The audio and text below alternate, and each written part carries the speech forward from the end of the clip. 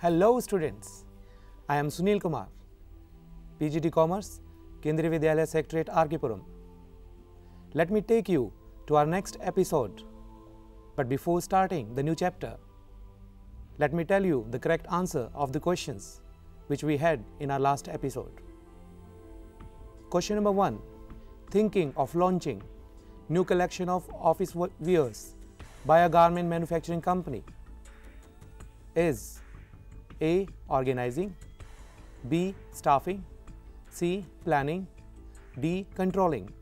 And the correct answer is C. Planning. Question number 2. Dividing the work in the company into purchasing, manufacturing, selling, storage is an example of organizing, staffing, planning or controlling. Students, your correct answer is organizing, your option number A. The question 3rd was giving advertisement in newspaper inviting public to apply for the vacant post of manager in the organization is whether organizing, staffing, planning or controlling. So students, the correct answer is B. Staffing. Now, let me start our second chapter, and the title of the chapter is Principles of Management. Now, first of all, the question arises, what is the meaning of principles? A principle means a statement of fundamental truth which has been established with reference to a cause and effect relationship between two or more variables. These are the general guidelines which provides help to the managers in decision making. These principles enable the managers to manage the enterprise effectively and efficiently. The principles of management are derived through experimentation and observation method. The first method is experimentation method. In this method, by conducting experimental studies, results are noted down and conclusions are drawn. For example, Mr. F.W. Taylor suggested various studies like time study, motion study, fatigue study, standardization of work to fix a day's optimum work. Our second method is observation method. In observation method, the events of the real life situations are observed and analyzed in order to arrive at a management principle. For example, the principle of division of labor divides by observing that division of work into smaller jobs leads to specialization, which ultimately helps in the efficiency in the operations. So these are the two ways through which the management principles are derived. Students, now let we have the principles given by the father of general management, Mr. Henry Fayol. He has given 14 principles of management, and he says if in any organization, if the business is having all these principles, then certainly the business will be able to manage itself very well, and they will bring efficiency and effectiveness to their all the operations, which will help them in the meeting of their common objectives. Now, let we have the 14 principles given by him. The first principle given by him is division of labor. Number 2, parity of authority and responsibility. Number 3, discipline. Number 4, unity of command. Number 5, unity of direction. Number 6, subordination of individual interest into common interest. Number 7, fair remuneration to the employees. Number 8, centralization and decentralization. Number 9, scalar chain. Number 10, order. Number 11, equity. Number 12, stability of tenure. Number 13, initiative. And number 14, esprit de corps. These 14 principles provide guidelines to all the managers working in the business organizations and will certainly help in the achievement of their operations successfully. Now, the first principle of general management is division of work. This principle states that work should be divided into small specialized tasks performed by a trained employee in order to bring specialization. This idea comes from the companies having various departments for finance, marketing, production, personnel, etc. These departments have specialized persons, which leads to specialization, which brings efficiency and helps in the achievement of organizational objectives. For example, if a person is good in technical, then he should be in the production department and should not be employed in the finance or in the personnel department, since the person can give his best, his 100% in the production department only. Second principle is parity of authority and responsibility. Parity means equality. When superiors are giving jobs to the subordinates, they must ensure that equal amount of authority is also given to them. Because once the responsibility is given and if authority is not given, then the subordinate will not be able to complete the task, and as a result, the business will fail in achieving its common goals. Let me understand it with the help of an example. The head of a business organization has given a target of increasing the production from 5 lakh units to 6 lakh units to the production manager. Production manager has given this target to the foreman, but he fails to give the authority to the subordinate to take extra raw material from the store. At the end, the target of 6 lakh units were not met. As a result, the business fails in achieving its targets. What do you feel like, students? Who should be kept responsible for that?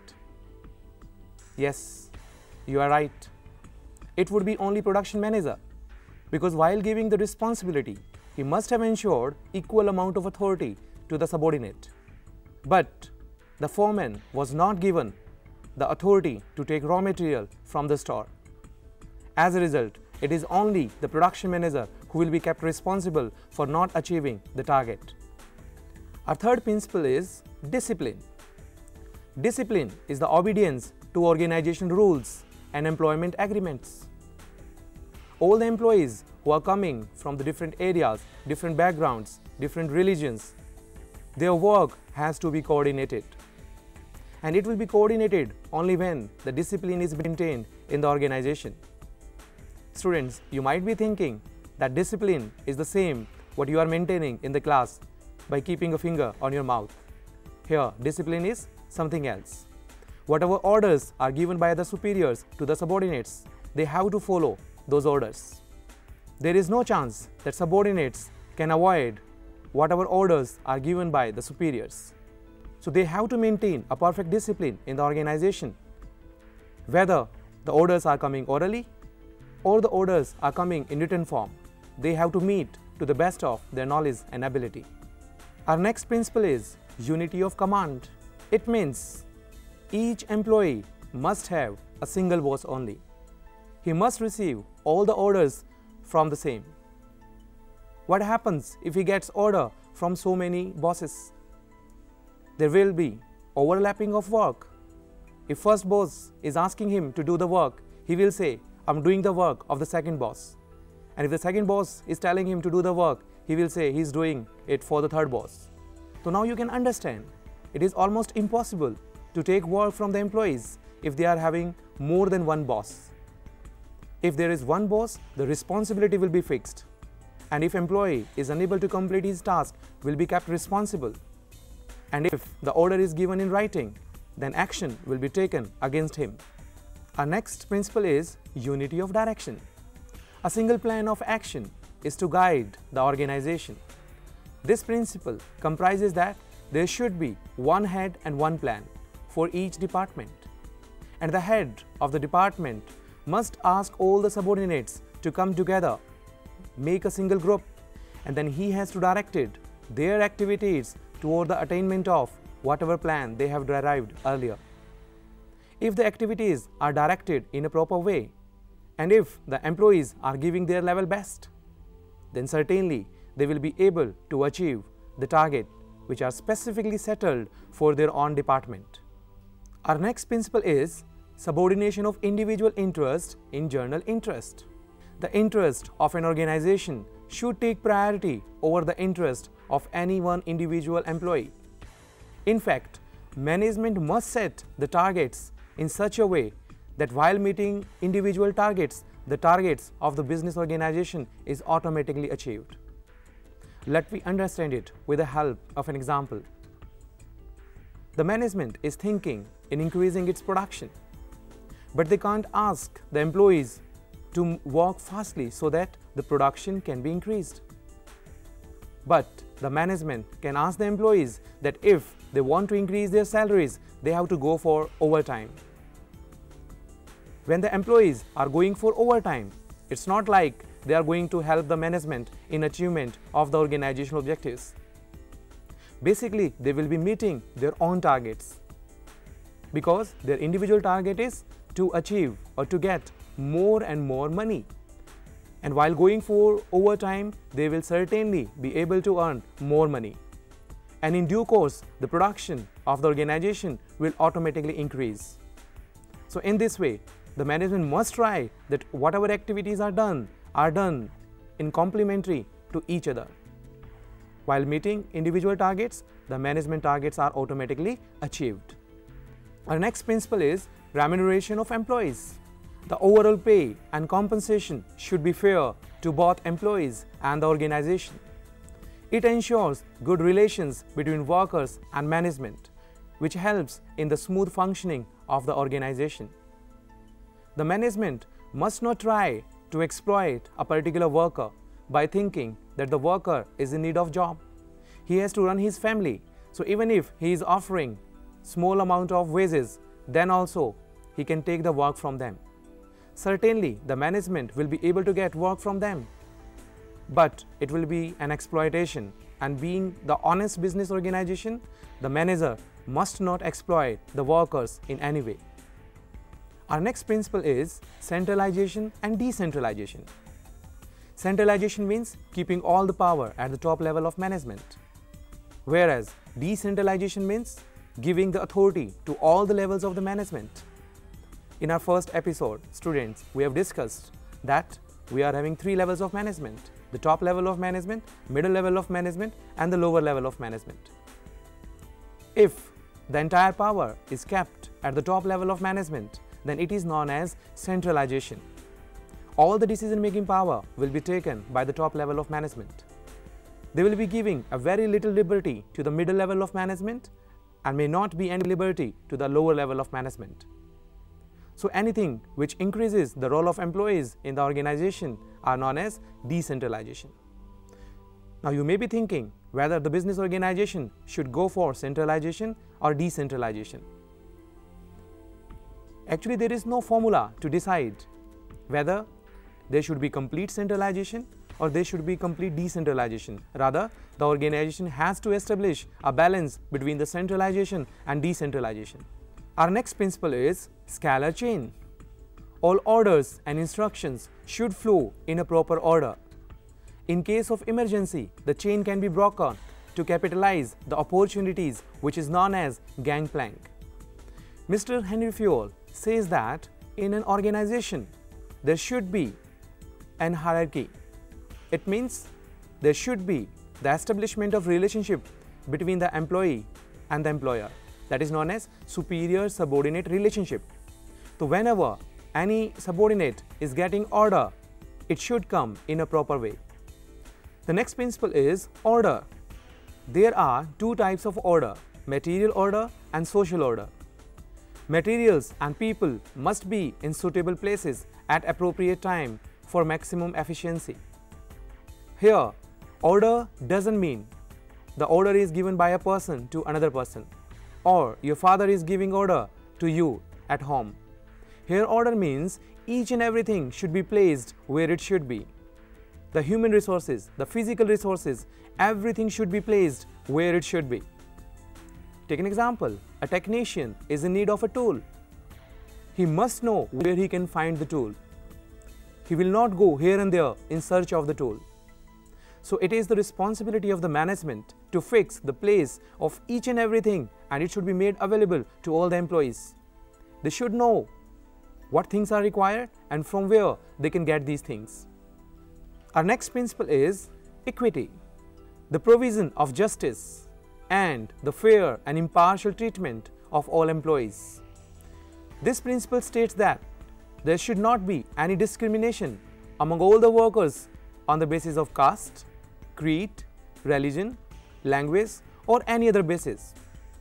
If management is discriminating among all the employees, then it will not be able to get whatever targets they have set in. The relationship will not be sweet among all the employees, and they will feel isolated in the organization. They will certainly not be able to give their 100%. So it is imperative to give them a very comfortable and congenial environment where they can feel free, where they can explore themselves, where they are allowed to give their own suggestions, which ultimately helps in the better management of the organization. Our next principle is stability of tenure of personnel. Long-term employment is important for the development of skills that improve the organization's performance. This principle emphasizes that management should allow them to get the job on long-term basis. If they are given the temporary jobs, they will not be able to give their 100%. They will be thinking all the time, anytime they will be out of the organization, and then where they will be getting the job. So instead of concentrating on their own work in the organization, they will be concentrating more in getting jobs in other companies. If the management is giving the assurance to the employee that in no case he will be sent out of the organization, then the employee will be giving their 100%. He will be ready to do whatever activities he is asked to do, and he will give his 100% and will help in the achievement of the common goals. Our next principle is initiative, the fostering of creativity and innovation by encouraging employees to act on their own. According to Henry Fayol, employees should be encouraged to give their own opinion. They are the ones who are working in the plant, so they know what are the best for the plant.